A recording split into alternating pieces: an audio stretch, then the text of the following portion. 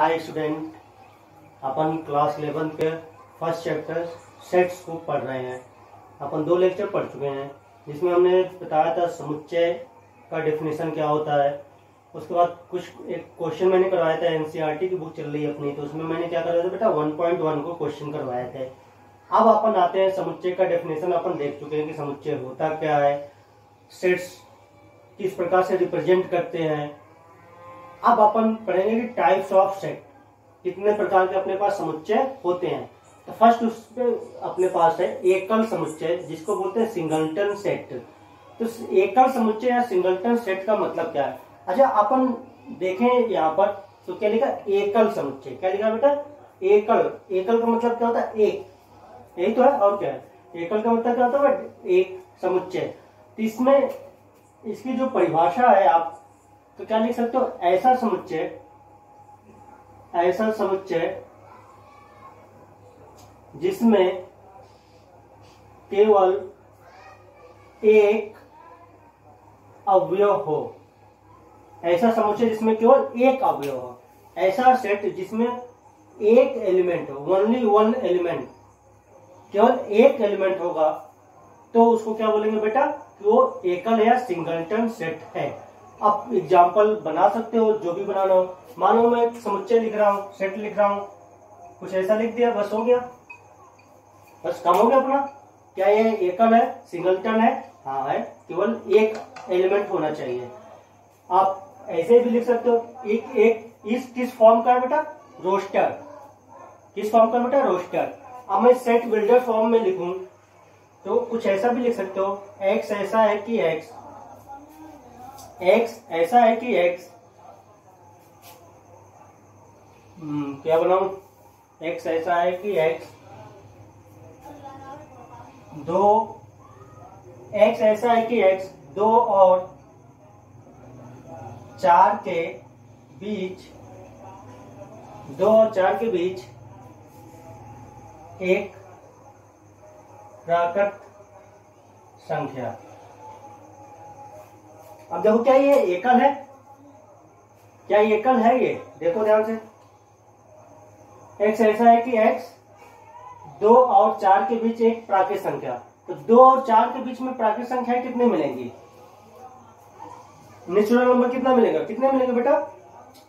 2 और 4 के बीच में कितने एलिमेंट मिलने वाले हैं? शायद मेरे ख्याल से केवल 3 मिलेगा। तो ये भी क्या है बेटा? एकल सेट है, सिंगलटन सेट है। सेकंड में पढ़ो तो उसको बोलते हैं शायद अपन इम्पटी सेट या खाली रिक्त समुच्चय। इम्पटी सेट या रिक्त समुच्चय। तो रिक्त समुच्चय क्या होता है? रिक्त से आप क्या समझते हो या इम्पटी से क्या समझते हो बेटा? और अपनी परिभाषा अपने दिमाग में सोचो। जैसे एकल सेट की मैंने एक आपको आइडिया दे दिया कि एकल में केवल एक एलिमेंट होता है, तो उसको क्या बोलते हैं बेटा? केवल एक एलिमेंट होगा तो उसको बोलेंगे एकल सेट समुच्चय। अब मैं बोल रहा हूँ रिक्त समुच्चय, तो इसको अपन क्या बोलेंगे? इसकी परिभाषा क्या बन सकती है? इम्पटी सेट, ऐसा समुच्चय जिसमें एक भी अवयव ना हो, खाली हो। और क्या? यही तो होगा बेटा। रिक्त मतलब खाली, इम्पटी मतलब खाली, वाइड। तो क्या होगा बेटा? ऐसा समुच्चय जिसमें एक भी एलिमेंट या अवयव न हो। एक भी अवयव ना हो, उसे क्या बोलते हैं बेटा? इम्पटी सेट या रिक्त समुच्चय। कोई सा बनाओ। थोड़ा इसके बारे में और डिस्कस कर लेता हूं। इसको अपन ऐसे बना देते हैं, महिला कोष्ठक बनाएंगे, उसमें एक भी अवयव नहीं डालेंगे। महिला कोष्ठक बनाऊंगा जिसमें एक भी अवयव नहीं डालूंगा तो क्या हो जाएगा बेटा? रिक्त। इसको ऐसे या फाई, इसको क्या बोलते हैं बेटा? फाई से प्रदर्शित करते हैं या रिप्रेजेंट करते हैं। प्रदर्शित या रिप्रेजेंट करते हैं मतलब कहीं पर भी आपको मैथ में सेट के फॉर्म में यदि आपको कहीं फाई मिल गया तो समझो कि वो क्या है बेटा? रिक्त समुच्चय है या इम्पटी सेट है। या तो ऐसे लिख दो, महिला कोष्ठक बनाओ, उसमें एक भी अवयव न डालो, क्या बन गया बेटा? ये रिक्त समुच्चय हो जाएगा। या उसको किससे लिखेंगे बेटा? फाई से लिखेंगे। किससे लिखेंगे बेटा? फाई से लिखेंगे। अब कोई बनाते हैं आप सॉरी। अब बनाते हैं अपन कोई सा भी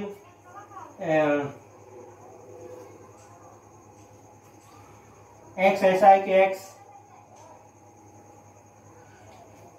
ऐसा है कि एक्स कोई बनाओ, बहुत कुछ बन सकते हैं अपन।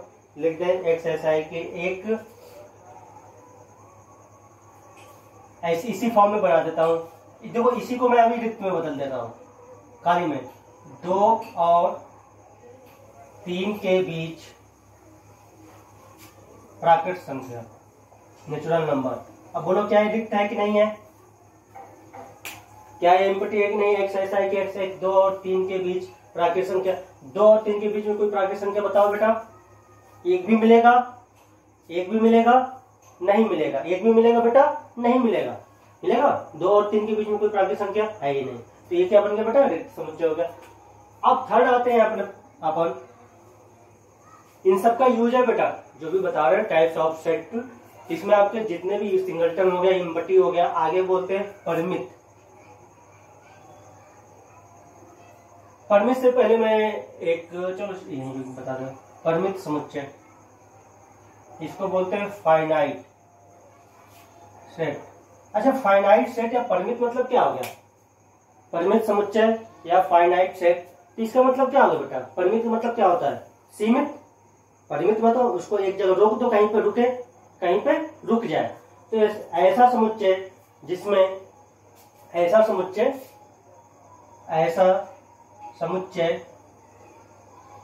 जिसमें अवयवों की संख्या सीमित हो। क्या बेटा? सीमित हो। ऐसा समुच्चय जिसमें अवयवों की संख्या क्या है बेटा? सीमित हो, मतलब अपन उसको काउंट कर सके। फाइनाइट, परिमित। तो आप कुछ बना लो जैसा चाहो, तो कोई सेट बनाओ। ये एक्स ऐसा है कि एक्स 100 से छोटी प्राकृत संख्या, एक्स ऐसा है कि एक्स 100 से छोटी प्राकृत संख्या। क्या होगा? एक्स ऐसा है कि एक्स क्या है? 100 से छोटी प्राकृत संख्या। 100 से छोटी प्राकृत संख्या क्या परिमित है? अपन काउंट कर सकते हैं बेटा। 100 से नीचे, 1 लाख से नीचे, 10 लाख से नीचे, किसी के नीचे बोल दिया अपन, एक पे आके क्या बचेंगे? रुक जाएंगे। लेकिन बेटा यहीं पे यदि मैं इसको ऐसा एक्स ऐसा है कि एक्स 100 से छोटी वास्तविक संख्या, 100 से छोटी वास्तविक संख्या। अच्छा, 100 से छोटी पूर्णांक ही बोल देता, तो पूर्णांक बोलने का मतलब 100 से नीचे आप जाते तो 1 पे आते, फिर 0, फिर माइनस में चले जाते। माइनस में कहां तक जाओगे? अनंत तक जाओगे। तो ये परिमित नहीं होता। लेकिन प्राकृत संख्या बेटा कहां पे आकर रुक जाएगा? 1 पे रुक जाएगा। तो ये क्या बेटा? परिमित है। इसी का फोर्थ है अपरिमित कर दो। अपरिमित समुच्चय, इसको क्या बोलते हैं? Infinite set. तो क्या होगा बेटा? इनफाइनाइट क्या होगा बेटा? इनफाइनाइट होगा ऐसा समुच्चय जिसमें अवयवों की संख्या क्या हो? सीमित ना हो, इनफाइनाइट हो। लिख सकते हो ऐसा समुच्चय जिसमें अवयवों की संख्या सीमित न हो। ऐसा समुच्चय जिसमें अवयवों की संख्या क्या हो बेटा? सीमित ना हो। तो आप कुछ भी नहीं, ये तो ऐसे सिंपल से भी बना सकते हो। कोई सेट अपना बना दो। एक्स ऐसा है कि एक्स क्या एक नेचुरल नंबर है। क्या है बेटा? एक नेचुरल नंबर है। नेचुरल नंबर क्या है बेटा? 1 2 3 4 5 6 7 8 9 10 ... आप कहां तक जाओगे बेटा? इनफाइनाइट तक जाओगे। कहां तक जाओगे आप? इनफाइनाइट तक जाओगे। तो कुछ मैंने अपने को, आपको इसका स्क्रीनशॉट ले लेना। तो अपन ने क्या बेटा? एकल समुच्चय, पहले सुन लो फिर आप लिख लेना, चाहे स्क्रीनशॉट ले लेना। आप क्या पढ़ोगे? एकल समुच्चय पढ़ा। सिंगलटन सेट उसको बोलते हैं। ऐसा समुच्चय जिसमें केवल एक एलिमेंट हो, एक अवयव हो, उसको क्या बोलते हैं बेटा? एकल समुच्चय। सेकंड नंबर पे पढ़ा हमने रिक्त समुच्चय या इम्पटी सेट। उसमें क्या होता है बेटा? ऐसा समुच्चय जिसमें एक भी अवयव ना हो। ऐसा समुच्चय जिसमें एक भी अवयव ना हो, उसको क्या बोलते हैं बेटा? Empty set. थर्ड पे क्या पढ़ा मैंने? परिमित या उसको फाइनाइट सेट बोलते हैं। फाइनाइट क्या? ऐसा समुच्चय जिसमें अवयवों की संख्या क्या हो, सीमित हो। अपरिमित में क्या पढ़ा, इनफाइनाइट में क्या पढ़ा, ऐसा समुच्चय जिसमें अवयवों की संख्या सीमित ना हो।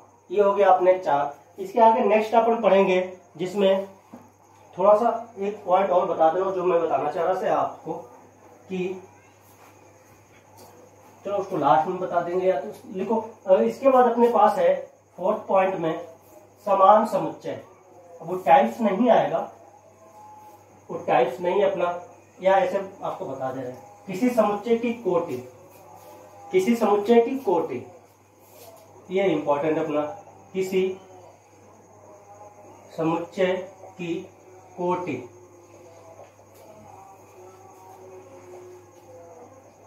किसी समुच्चय की कोटि, कोटि मतलब इसको बोलते हैं order of set. Order of set मतलब किसी सेट का ऑर्डर, किसी सेट का ऑर्डर। इसमें कुछ भी नहीं होता है। ये क्या होता है, कोटि मतलब क्या हो गया, और ऑर्डर निकाल मतलब किसी सेट का ऑर्डर पूछे या किसी समुच्चय की कोटि पूछे तो इसकी जो परिभाषा है वो क्या है बेटा कि समुच्चय में अवयवों की संख्या, अवयवों की संख्या। क्या बोल रहा हूं, आपको क्या बोला है कि किसी समुच्चय की कोटि बताना है, कि किसी समुच्चय क्या बताना है बेटा, कोटि बताना है या ऑर्डर बताना है कि सेट का ऑर्डर क्या है। तो उसमें उसका मतलब वो क्या पूछ रहा है आपको कि आपको ये बताना है कि उसमें अवयवों की संख्या कितनी है। जैसे मैं बोलूं, मैंने बोल दिया कोई सेट अपने पास है ए, मैंने लिख दिया A B C D E F, इस टाइप से लिख दिया। फिर मैंने लिख दिया ए, थोड़ा इसी में आपको और क्लियर कर दूं, ए बी ए। अब मैं पूछूं कि बेटा इस सेट ए का ऑर्डर बताइए, इस सेट ए का ऑर्डर बताइए या इस सेट की कोटि बताइए, समुच्चय की कोटि बताइए। तो मैंने परिभाषा क्या दी, समुच्चय में अवयवों की संख्या, समुच्चय में अवयवों की संख्या, उस समुच्चय में कितने अवयवों की संख्या है, कितने अवयव हैं, वही क्या बन जाता है बेटा, उसका कोटि बन जाएगा। तो अब इसको लिखेंगे, इसको ऐसे लिखते हैं जैसे समुच्चय ए की कोटि जब लिखो तो इसको एन ए लिखते हैं। क्या लिखते हैं बेटा, एन ए। जब भी आपको एन ए लिखा हो तो उसको समझ लो कि ए, एक एन ए मतलब क्या होगा, समुच्चय ए का कोटि। एन ए का मतलब क्या होगा, ऑर्डर ऑफ सेट। ये क्या हो गया, एन आगे लग गया, इसका मतलब क्या बताने जा रहा हूं, ऑर्डर ऑफ सेट। अब आपको एन ए की वैल्यू बतानी है। तो ऑर्डर हमने क्या पढ़ा था, कोटि क्या पढ़ा था बेटा, उस समुच्चय में उपस्थित अवयवों की संख्या, उस समुच्चय में उपस्थित, या तो उपस्थित लिखना है, समुच्चय में उपस्थित अवयवों की संख्या, कितने एलिमेंट है, नंबर ऑफ एलिमेंट्स, वही क्या बन जाता है, ऑर्डर बन जाता है। तो नंबर ऑफ एलिमेंट्स, इसमें नंबर ऑफ एलिमेंट्स कितने हो गए बेटा, देखते हैं, काउंट कर लो, 1 2 3 4 5 6 7 8 9। तो ए की कोट कितना हो गया बेटा, 9 हो गया। ए की कोट कितना हो गया बेटा, 9 हो गया। ठीक है, सही लिखा है गलत लिखा है, तो देखो बेटा ये क्या मैंने एन ए का जो ऑर्डर लिखा है वो गलत लिखा है, ए का ऑर्डर लिखा है बेटा गलत लिखा है। स्टार्टिंग के फर्स्ट लेक्चर में जाओ, मैंने कुछ बताया था आपसे, स्टार्टिंग में मैंने आपको कुछ बताया था कि किसी सेट में कोई एलिमेंट बार बार लिखो, जितनी बार भी लिखोगे, ये यहाँ पे कितनी बार आया बेटा, देखो ध्यान से, तो 1 2 3, 3 बार आ गया, 3 बार लिखे हो, वो काउंट कितनी बार होगा, 1 बार होगा। याद है आपको, फर्स्ट लेक्चर में मैंने बताया था आपको, ए कितनी बार आ गया, 3 बार, वो काउंट कितना होगा, 1 बार। और कोई देखो कोई आया है, मैंने जानबूझ के लिखा था इसको, बी है, बी कितनी बार आ गया, 2 बार आ गया, इसको काउंट क्या करेंगे, 1 बार। इसका मतलब जो 9 मैंने लिखा था ऑर्डर ऑफ ए तो गलत था। अब काउंट करते हैं, 1 2 3 4 5 6, ये मिल चुका है, तो मतलब ऑर्डर ऑफ ए कितना हो गया बेटा, 6 हो गया। ऑर्डर ऑफ ए कितना हो गया बेटा, 6 हो गया। समझ गया आप, अब कंफ्यूज मत होना, मैंने गलत करके फिर सही बताया कि आप कभी भी आपको मिल जाए आगे चलकर, इस टाइप के क्वेश्चन आपको बोर्ड में तो नहीं मिलते हैं, 11th में तो नहीं अपने, उसमें होंगे। अपन जेई जब मेंस के क्वेश्चन करवाऊंगा आपको सेट पढ़ा दूंगा, सेट के बाद फिर इसके बाद में आपको जेई के सेट पढ़ाऊंगा, मतलब आपको बोर्ड लेवल का पढ़ाऊंगा, अलग वीडियो चलेगा अपना, और जेई मेंस के अपने वीडियो क्या बनेंगे बेटा, वो अलग बनेंगे। मतलब सभी बच्चे आप जेई के क्वेश्चन तो करेंगे नहीं, तो मैं क्या करूंगा कि बोर्ड लेवल के अलग वीडियो बनेंगे, उसमें हिंदी भी पढ़ाया जाएगा और इंग्लिश भी मिक्स करूंगा।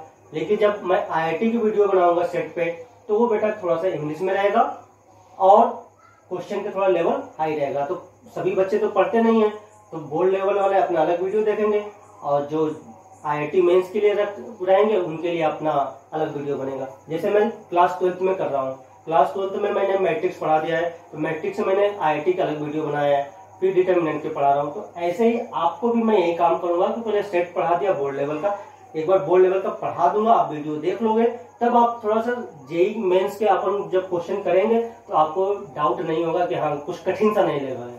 तो ये हो गया। तो ये उसी टाइप में आएगा कि आपको कई बार दे देगा नंबर, आप पूछ लेगा कि ऑर्डर बताओ बेटा, तो आपको कंफ्यूज नहीं होना है कि अगर जो कोई भी एलिमेंट किसी भी सेट में एक बार लिखो या 1000 बार लिखो, इसी शब्द के समय मैंने यूज भी किया था, एक बार लिखो या 1000 बार लिखो, उसको कितनी बार काउंट करूंगा, एक बार ही काउंट करूंगा। अब आते हैं कुछ अलग पॉइंट और है इसमें, समान समुच्चय। क्या बेटा, समान समुच्चय, इक्वल सेट। इक्वल सेट का मतलब क्या हो गया, अब समान समुच्चय है तो दो समुच्चय चाहिए, तभी तो मैं समानता चेक करूंगा, इक्वलिटी चेक करूंगा कि इक्वल है कि नहीं है। इक्वल तो कोई अकेला तो नहीं होता है, मैं बोलूंगा मैं वो बराबर है, किसी के बराबर होगा, समान होगा। तो यहां पर लिखोगे ए और बी समान समुच्चय होंगे, ए और बी समान समुच्चय होंगे यदि अवयव ए नहीं, अवयव ये नहीं, ऐसा लिखना चाहिए था, समुच्चय ए के प्रत्येक, समुच्चय ए के सभी अवयव, प्रत्येक नहीं सभी लिख दो यहाँ पर, सभी अवयव, यदि समुच्चय ए के सभी अवयव बी में, समुच्चय ए के सभी अवयव समुच्चय बी में, समुच्चय बी में विद्यमान हो और समुच्चय बी के सभी अवयव समुच्चय ए में विद्यमान हो। क्या बोल रहा हूं मैं कि ए और बी समान समुच्चय या इक्वल सेट, समान समुच्चय या इक्वल सेट, उसको क्या बोलते हैं बेटा, कब दो सेट इक्वल होंगे, जब सेट ए के सभी एलिमेंट ए और बी समान समुच्चय होंगे, यदि समुच्चय ए के सभी अवयव बी में हो, समुच्चय बी में विद्यमान हो, और समुच्चय बी के सभी अवयव समुच्चय ए में विद्यमान हो।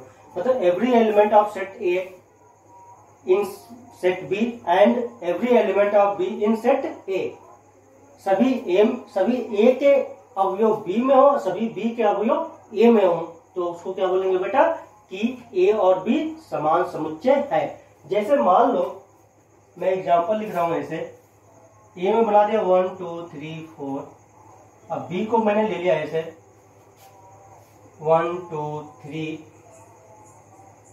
4 5 6 ऐसे बना दिया। क्या ए बराबर बी है, क्या ए बराबर बी है, मतलब ए और बी समान है। तो ए के सभी, परिभाषा से देखो तो समुच्चय ए के सभी अवयव, मैंने यहाँ पर गड़बड़ लिख दिया, समुच्चय ए के सभी अवयव लिख देना था, यहाँ पे लिख देना बेटा, यहाँ पे क्या लिखेंगे, सभी अवयव, क्या लिखा बेटा, समुच्चय होंगे यदि समुच्चय ए के सभी अवयव बी में हो। तो क्या समुच्चय ए के सभी अवयव बी में है, एक दो भी है, 3 भी है, 4 भी है, हाँ ठीक है, बी में है, और समुच्चय बी के सभी अवयव ए में हो। समुच्चय बी के सभी अवयव बी में है, देखो 1 है, 2 है, 3 है, 4 है, 5 नहीं है, 6 नहीं है, तो मतलब ए इक्वल में बी नहीं है, ए इक्वल बी है, मतलब ए और बी समान समुच्चय नहीं है, ए और बी बेटा समान समुच्चय यहाँ पर नहीं है। अब एक और बना देता हूं मैं, कोई सी, यहाँ पर लिख दिया मैंने 2 3 1 4, 2 3 1 4, 2 3 1 4। अब देखते हैं क्या ए और सी बराबर है। ए के सभी अवयव सी में होने चाहिए। 1 है, 2 है, 3 है, 4 है। सी के सभी है, 2 है, 3 है, 1 है, 4 है। ऑर्डर चेंज हो सकता है, ये मत समझना कि यहाँ पर 1 है पहले नंबर पर, यहाँ पर 2 गया, ऐसे कोई मतलब। 1 यहाँ पर है, 1 यहाँ पर है, हाँ बस ये होना चाहिए। तो ए के सभी सी में है, सी के सभी ए में है, तो ए और बी यहाँ पर क्या हो गए बेटे, समान समुच्चय हो गए। ए और बी क्या हो गए बेटा, समान समुच्चय हो गए। अब बात करते हैं, इसमें एक और टॉपिक है, वो है बेटा तुल्य समुच्चय। तुल्यता बोलते हैं उसको, तुल्य समुच्चय। तो तुल्य में क्या है, उसको इक्विवेलेंट बोलते हैं। नेक्स्ट अपने पास है तुल्य समुच्चय, equivalent, equivalent set, equivalent set, उसको क्या बोलते हैं, इक्विवेलेंट सेट, तुल्य समुच्चय। तुल्य मतलब तुलना, इक्विवेलेंट इक्वल नहीं बेटा, इक्वल और इक्विवेलेंट में अंतर है, समान और तुल्य में क्या है बेटा, अंतर है। तुल्य और समान तो अलग अलग शब्द हैं, तो इसमें कंफ्यूज नहीं होते बच्चे, शब्द नहीं होते। तुल्य अलग शब्द दिख रहा है और समान अलग दिख रहा है, लेकिन इक्वल और इक्विवेलेंट में कंफ्यूज हो जाते हैं कुछ बच्चे। इक्वल और इक्विवेलेंट का एक ही है, नहीं। इक्वल मतलब रियल में इक्वल होने चाहिए, इक्विवेलेंट मतलब आपको तुलना करना है। अब सुनो, तुलना करना है तो इसका मतलब अवभित तुल्य समुच्चय, मतलब सेट में आपको तुलना करना है, समुच्चय में। तो समुच्चय में तुलना करना है, मतलब ए और बी की तुलना करना है। तो ए और बी तुल्य होंगे कब? अच्छा, तुलना कब होता है बेटा? होता है ना कि तुलना करना है दो में, तो ऐसा तो है नहीं कि पढ़ने में कोई ठीक है तो 90% का बच्चा हो और 40% में मैं तुलना कर दूंगा कि नहीं दोनों बराबर होंगे। दोनों में क्या तुलना हो सकता है? कोई 98% का हो, कोई 40% का हो, तो 98-40% वाले में तुलना कुछ कर सकता हूं मैं? कुछ भी नहीं कर सकता हूं। 98 की जो होगा उसको 97 से कर सकता हूं, यही कर सकता हूं, ज्यादा डिफरेंस नहीं ले सकता हूं। तो सेट में ऐसा तो कुछ है नहीं तुलना करने के लिए, लेकिन अपने पास है। अभी हमने पढ़ा था कोटि, क्या पढ़ा था बेटा? कोटि, ऑर्डर ऑफ सेट। तो उसमें क्या होता है ना, इक्विवेलेंट में हमें केवल तुलना करना है, लेकिन तुलना करने के लिए कुछ कंडीशन है, किसी का भी किसी से तुलना नहीं कर सकते हैं। मैंने अभी बोला कि 40% और 98% के बच्चे का आप इक्विवेलेंट कर सकते हो, नहीं कर सकते हो बेटा, उसकी परसेंटेज अलग है, इसकी परसेंटेज अलग है। तो आप जब सेट की तुलना करोगे तो उसमें क्या होता है कि यदि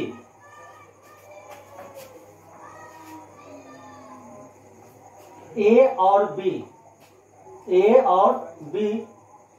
तुल्य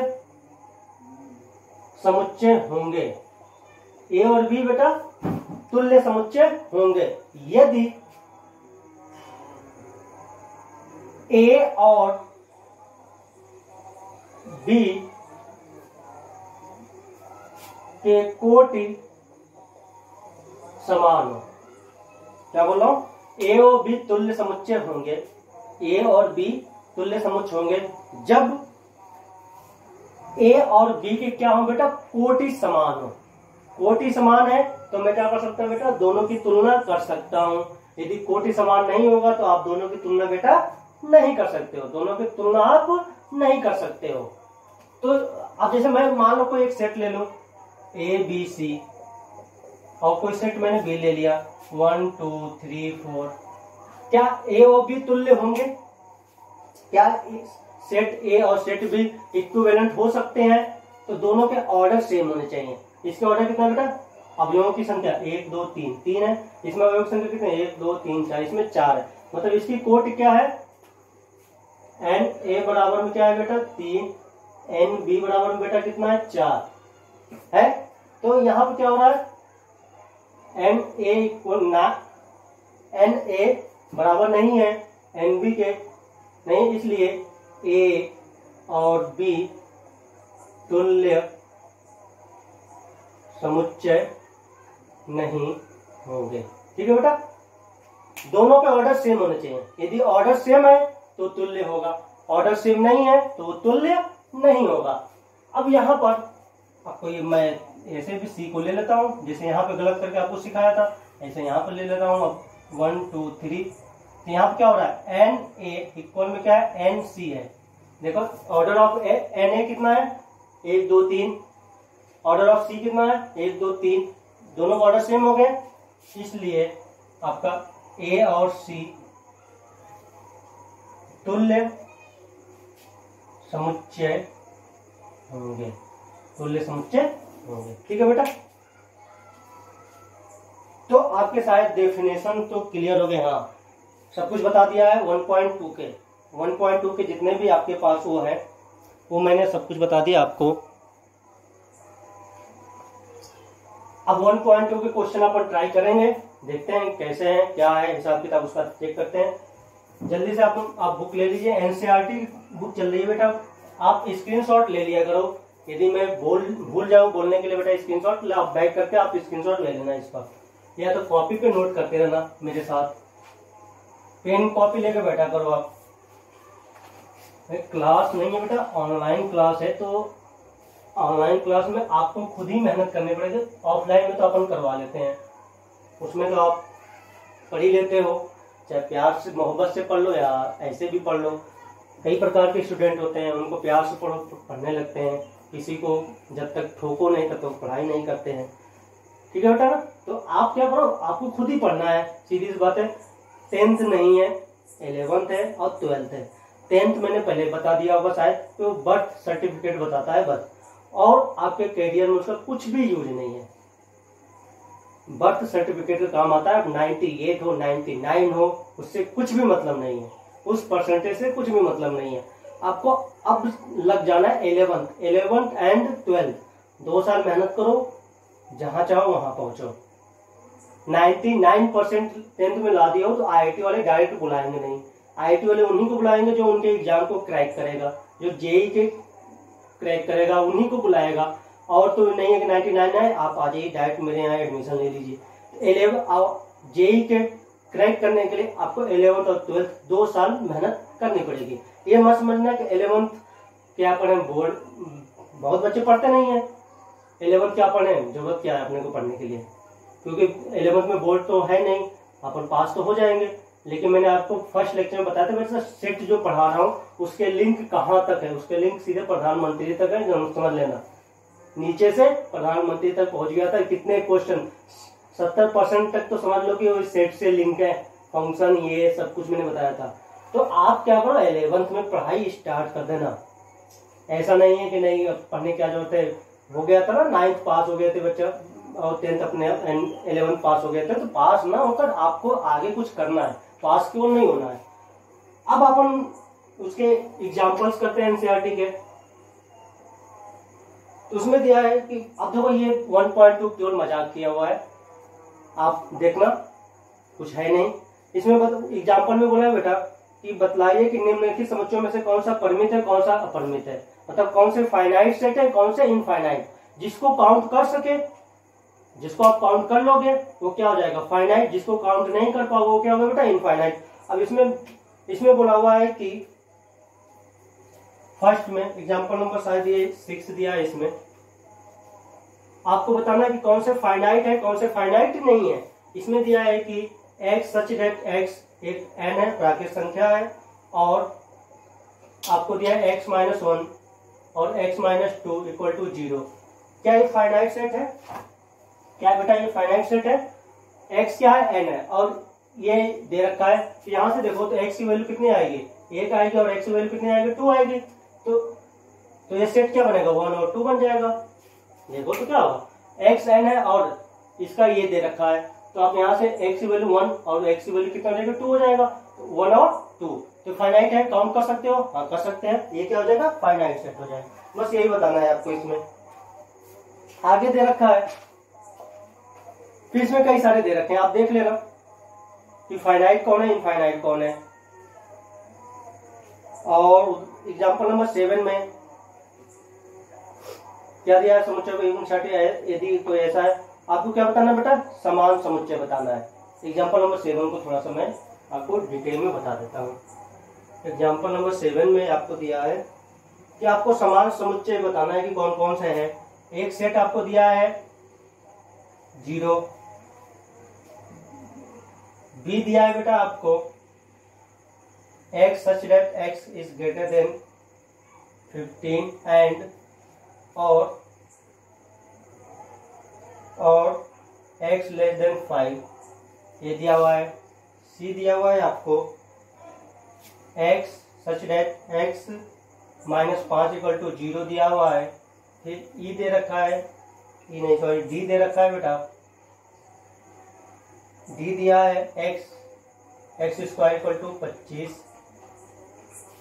और दिया है ई दिया हुआ है बेटा x ऐसा है कि x कोई समीकरण दे रखा है, इक्वेशन दिया हुआ है बेटा x square -2x -15 equal to 0। एक धन पूर्णांक पॉजिटिव, धन का मतलब क्या हो गया, पॉजिटिव मूल है, ये दे रखा है। बोला है कि इनमें से देखिए कि कौन कौन से समान सेट हैं, कौन कौन से बेटा समान सेट है, समान समुच्चय हैं, इक्वल सेट, इक्विवेलेंट नहीं बोला है, इक्वल बोला हुआ है। तो सभी को अपन चेक करते हैं। यहाँ पे देखो ए में तो 0 डायरेक्ट दिख रहा है, बी में बोला है कि x ऐसा है कि x क्या है 15 से बड़ा हुआ है और 5 से छोटा है।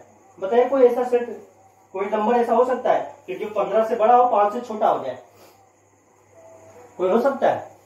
बताओ जल्दी।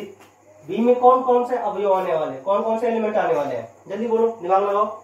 ऐसे कोई नंबर बताओ जो क्या हो बेटा 15 से बड़ा हो और 5 से छोटा हो जाए। कोई ऐसा नंबर आपके दिमाग में है? 15 से बड़ा ले लो, मान लो 16 हो गया, और का मतलब वो 5 से क्या 16 5 से छोटा हो सकता है? मतलब x क्या हो 15 से छोटा हो, x क्या हो 5 से छोटा हो। तो मैंने x 15 से बड़ा मतलब 16 ले लिया। अब 16 क्या 5 से छोटा है? हो सकता है? कभी नहीं हो सकता है। तो मतलब ऐसे कोई नंबर ही नहीं है, कोई संख्या ही नहीं है जो 15 से बड़ी हो और 5 से क्या हो छोटी हो, ऐसा कोई नंबर है ही नहीं। तो बी मतलब क्या बन गया बेटा, इम्पटी से रिक्त समुच्चय, खाली है। बी क्या है बेटा, खाली है, रिक्त है, खाली है। अब बी के बाद सी आ गया। सी में तो कुछ है नहीं, x ऐसा है कि x -5 बराबर 0, तो x की वैल्यू यहां से कितनी आ गई बेटा 5, तो सी में कौन आ गया 5 आ गया। डी में देखते हैं, डी में बोलो बेटा x स्क्वायर बराबर 25 है, तो x की वैल्यू कितनी हो गई ±5, देखो तो -5 और 5 ये हो गया। ई में देखो इसके समीकरण का हल लेना है, तो ये क्या हो गया बेटा x square -2x -15 equal to 0। इसका गुणनखंड कीजिए, 15 क्या है बेटा 3 5 बनेगा, तो x स्क्वायर सही जा रहा हूँ कि नहीं यार, 15 3 और 5 नहीं बनेगा, क्या बनेगा, हाँ 3 और 5 बनेगा, -5x + 3x -15 इक्वल टू 0। यहाँ से x कॉमन ले लिया, x -5 + 3 कॉमन ले लिया, x -5 इक्वल टू 0, तो x -5 कॉमन हो गया, x + 3 इक्वल टू 0, तो यहाँ से x -5 इक्वल टू 0 होगा या x + 3 इक्वल टू 0 होगा। तो यहाँ से देखो तो x की वैल्यू कितना आ गया बेटा 5 और x की वैल्यू क्या आ गया -3। लेकिन डी में क्या मैं ऐसे लिख दूं 5 और -3, क्योंकि x की वैल्यू 5 आ रहा है और क्या आ रहा है -3, तो डी के पास सॉरी डी नहीं है, ये तो ई मैं निकालने का प्रयास कर रहा हूँ। क्या निकालने कर रहा हूँ बेटा, ई प्रयास कर रहा हूँ। तो देखो ध्यान, ई में क्या x ऐसा है कि समीकरण इतना का एक धन पूर्णांक मूल है, पॉजिटिव इंटीजर है, पॉजिटिव इंटीजर है बेटा। तो यहाँ पर देखो हमने क्या लिख दिया, ई का सॉल्यूशन क्या लिख दिया 5 लिख दिया -3, लेकिन इस सेट में क्या बोला है कि इसका जो मूल होगा, रूट होगा, वो क्या होगा पॉजिटिव इंटीजर होगा, धन पूर्णांक होगा। तो इसका मतलब ये -3 अपने सॉल्यूशन में बेटा आया तो है, लेकिन इस सेट में नहीं आएगा। इस समीकरण से x की वैल्यू कितने आया बेटा, इस इक्वेशन से x की वैल्यू कितनी आ गई बेटा 5 और -3, तो सही अपन है, लेकिन उस सेट की जो डेफिनेशन है, इस ई का जो डेफिनेशन उसने दिया है, समुच्चय का जो डेफिनेशन क्या दिया है, इसका जो डेफिनेशन इसमें कौन आएगा जो धन पूर्णांक हो, पॉजिटिव इंटीजर हो, तो पक्का है कि आपका इसमें -3 नहीं आएगा। सॉल्यूशन तो आएगा लेकिन इस -3 सेट में नहीं आएगा। कारण क्या है, इसमें बोलते हैं धन पूर्णांक, यही केवल इतना हटा दे, धन पूर्णांक को हटा दे का एक मूल है, तो मतलब 5 और -3, लेकिन पॉजिटिव बोल दिया तो अपन पॉजिटिव लेंगे और ऋणात्मक अपन नहीं लेंगे, नेगेटिव नहीं लेंगे। अब इसमें से बोला कौन कौन से समान समुच्चय है, तो देखो ध्यान से, इसमें ये तो ये हो गया, यहाँ पे बी है, यहाँ पे सी है, यहाँ पे डी है और यहाँ पे ई है। तो समान कब होते हैं? ए के सभी अवयव बी में हो, बी के सभी अवयव ए में हो तो समान होंगे। ए में कौन है? 0। अब देखो किसी सेट में 0 तो है नहीं, ए किसी के बराबर नहीं होने वाला है। बी क्या है? खाली है, तो खाली तो किसी के बराबर होगा नहीं, वो तो एक भी नहीं है। सी में 5 है, सी में तो 5 है तो देखो किसी के बराबर है सी। डी में क्या है? -5 5, तो सी के सभी तो डी में है, सी के सभी डी में है, लेकिन डी के सभी सी में नहीं है, -5 इसमें नहीं है, तो सी और डी बराबर नहीं होंगे। सी ई के साथ देखो, सी 5 इसमें भी है, 5 इसमें भी है, देखो तो सी और ई क्या होंगे बेटा? समान समुच्चय होंगे और कोई आपस में नहीं है। तो मतलब यहाँ से सॉल्यूशन क्या मिला? सी और डी समान समुच्चय है, सी और डी समान समुच्चय है। ये क्वेश्चन इस टाइप से करना था। आप आगे ट्राई करना, कल मैं और इसके बारे में आपसे डिस्कस करूंगा। ठीक है बेटा, बाय बाय।